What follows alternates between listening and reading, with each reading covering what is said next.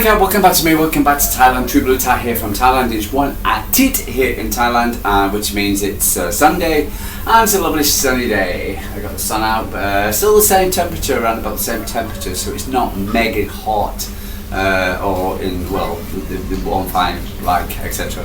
So, yeah, so we don't have the fan on or anything or whatever. Don't have air conditioning anyway, so but it's a beautiful sunny grey.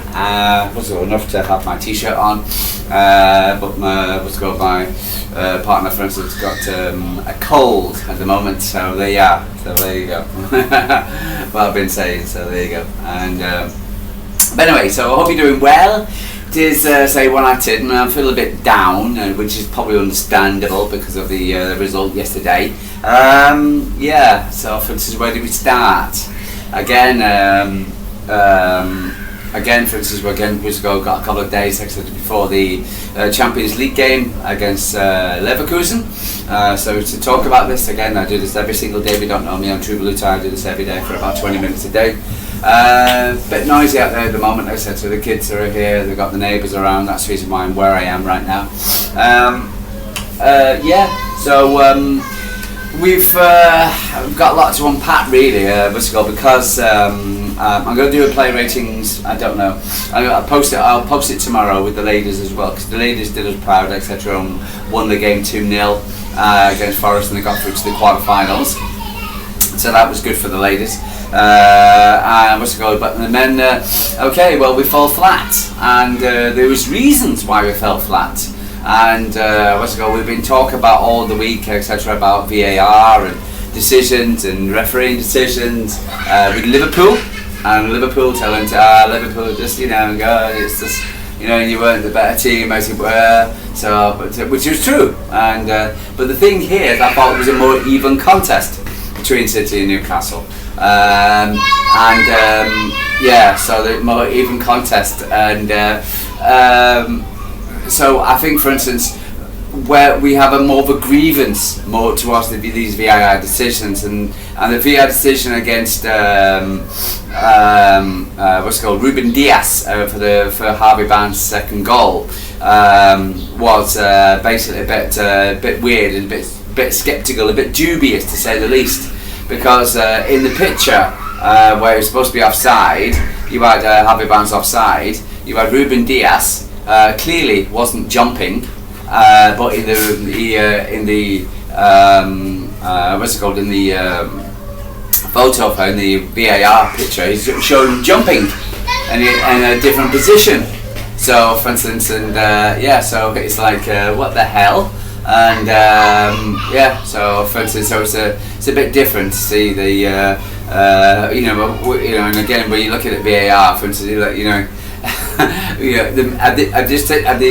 how come he's in the original picture he's not jumping, in the VAR picture he's jumping, so for instance, so that's a bit weird, so to say the least, so it's a bit questionable. The Foden tackle, for instance, or tackle or foul by Chur was, for instance, again, why is not a penalty? So, for instance, there was a few other incidents, etc. But we also know that Newcastle are a physical side. We know that, okay? And I think where this game was lost, really, because of our physicality. For instance, we didn't. Well, look, listen. We lost the game because one, the physicality. For instance, and we lost we lost midfield. That's number 2. Number 3, I think, for instance, we weren't clinical and clear cut in our chances. And number 4 with the substitutions. So you can break it down to the top 4 about why we didn't win the game. Now, big up to Newcastle. Big up. Congratulations to Newcastle. They made it difficult for us to create chances. They were more up for it by the sounds of it. Felt it. I've been watching Newcastle's previous games, and they look a bit flat. They look a bit devised. But there was a Newcastle guy, for instance, called on listening to this on Mancunian Way, and he was talking about 2 players in particular, and if they play, they will make a difference, and that was Hall and Tonali. And as far as I'm concerned, they did make a difference. I thought they were a difference makers. They really they played they made things happen, especially in the first half, and also they had the most touches. So we've got to give credit to Newcastle and what's it called, to the fact of the opportunities, and the man of the match for Man City is Donnarumma. So what does that tell you? So, for instance, and kept us in it. So the referee also, I'm going to put and add in another reasons why we lost was number 5. The referee. Now, you like to see a referee let chances go, keep the game flowing. It's only his first season, second season as a full-time referee. And I believe so. For instance, I thought, for instance, it was quite quickly towards the end of the game branching out yellow cards. But in the throughout the game, there were some meaty challenges going in by Newcastle players. There's a few City, but mostly Newcastle players, where for instance, he was very reluctant with the card. So, which bothered me a bit as well, because I thought, for instance, Linton especially, for instance, needed to definitely need the yellow card, etc. For a few fouls on Doku, etc. and Foden. So I'm a little bit. I've got him as my questionable. But again, if we would have taken our chances, Manchester City, looking at ourselves and being honest, if we'd taken our chances, we would have. This game would have been. A different story. Nevertheless, we haven't, and we gave them the opportunities to go to against us. And if I thought we were the better side as far as we were the better passing side. I thought we were clinical more. I thought we were more technically better. And I thought, for instance, on another day, for instance, we would probably had 2 or 3 goals. Foden's goal should have definitely his pass basically was scored from Turkey, for instance, should have definitely gone in. Anyway, so let's go into it. So let's go delve a little bit deeper. Let's have a look at the lineups for City. So we have Donnarumma in goal, Nico O'Reilly, Joshua Guardiola, Matheus Nunes, Ruben Dias, Phil Foden, Omar Mouche came on 87th minute. Why? Jeremy Doku, Savinho came on the 76th minute. Why? Nico Gonzalez, Ryan Cherky, Oscar Bob came in the 2nd minute. Question that one as well. Oscar Bob okay, what's got for Cherky now? Erling Haaland. Substitutions were Oscar Bob, Savinho, Abdi Kuzanov, Tiana Reinders, Omar Mamouche, John Stones, Ryan Lignori and Nathan Aki. Okay, so let's have a look at the stats. The stats were 67% possession Man City compared to Newcastle 33. Shots on target and off target. 9 for City, 4 for Newcastle. On target, 5 for Man City. 4 for Man City, 5 for Newcastle. So Newcastle had more shots on target, but Man City. So it was fairly even in the game. And then yellow cards came out, 3-1, etc. Ridiculous. Corners, 9 corners to City, 5 to them. 13-8 on fouls to Newcastle. So let's read a little bit and see what we can deduce from what they're saying. 2 second half goals from Harvey Barnes proven enough to give Newcastle a 2-1 victory over City. The Blues feel hard done by for at least 2 strong penalty claims denied by VAR and a number of good opportunities missed. Barnes, guilty of missing 2 chances in the opening period, scored on the 63rd and 7th minute, and the second after a lengthy offside check came 2 minutes after Ruben Dias had briefly levelled. But despite a bright and lively display, the City ultimately it wasn't enough against Newcastle's side, who are far better than their current league position may suggest. True. We've ever heard that before. The teams might have gone into the international break, into the half-time 0-0, but there could have been there should have been a 4 or 5 goals on reflect.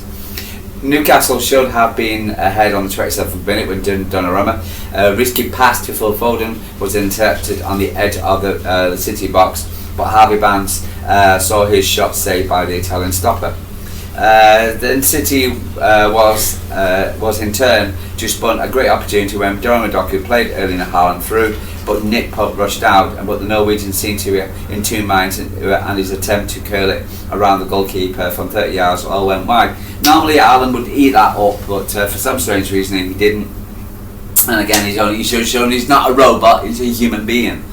On 13 minutes, Jason Murphy found Nicolo Voltemada on, and the towering German seemed certain to score, but the header was brilliantly turned away by Donnarumma. Then 5 minutes later, the first three of non-penalties awarded for the Blues, as Phil Foden saw a shot go wide, but lately clumsy challenge stifled him down.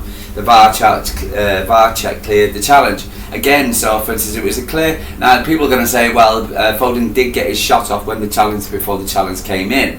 According to I was listening to the American broadcasting, etc., and they were saying it was a coming together of two people. I don't think so. So, for instance, I was listening to BBC Newcastle on their highlights, and they didn't mention it at all. You know.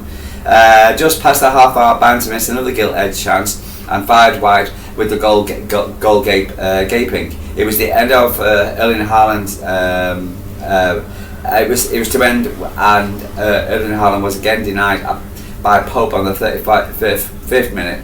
But perhaps our best move ended once again with no reward, as Foden and Cherki exchanged passes, ending with Foden slicing it inches wide. Yeah. Foden should have cleared that up. Again, that would have gone in. Boom. We're talking a different story, I'm sure. But but Newcastle did show a lot of grit and determination in the game. Great game, really, for the independent, for the neutral.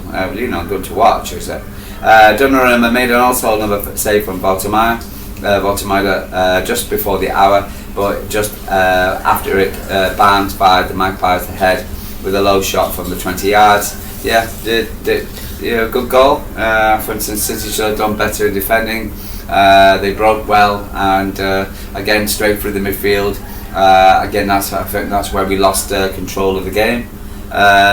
City level 5 minutes later when Diaz squeezed a low shot home from close range, but Barnes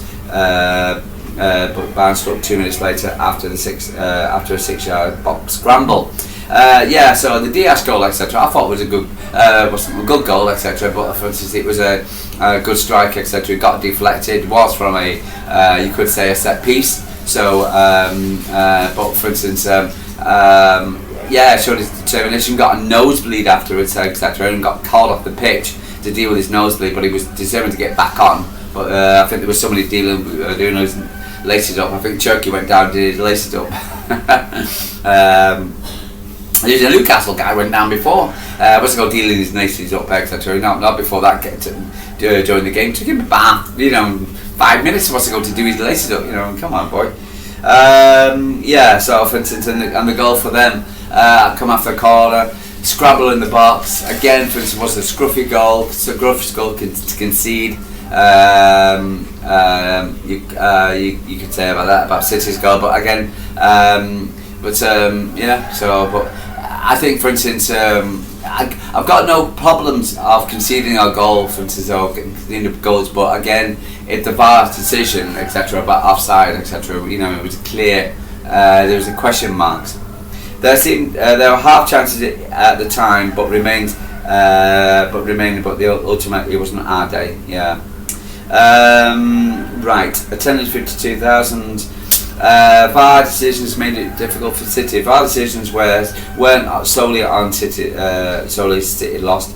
Weren't the reason City lost. But this could have been a very different outcome had borderline incidents have gone our way. Foden was caught late by shoulder as he fired his shot away, but the VAR showed no issues with the field on decision. Then Mick Torn was fortunate when Doku shot hit his hand, raised perhaps to protect his face, but again nothing was given. I'm not going for that as a penalty. I did think it was a penalty, so I'm not going. The third incident was denied when Ruben Dias was wrestled to the floor from a corner by the Newcastle defender. Again, they were very physical our players. Maybe it was City lack a bit of physicality. defender. The above points are not sour grapes, just highlight moments when penalties have been awarded for other teams this season. Again, yeah, you can look at that. This is the reason why we need the consistency, and the VAR needs to be consistency in what it says. And I've seen some penalties been given for such minor things, etc. But when you see blatant things and they don't get given, etc., you think to yourself, what the hell? And the VAR award of Barnes' winning goal seemed to indicate that he and Diaz were level, almost too close to call. In fact, it was not our day. The VAR decisions, and hopefully things were up.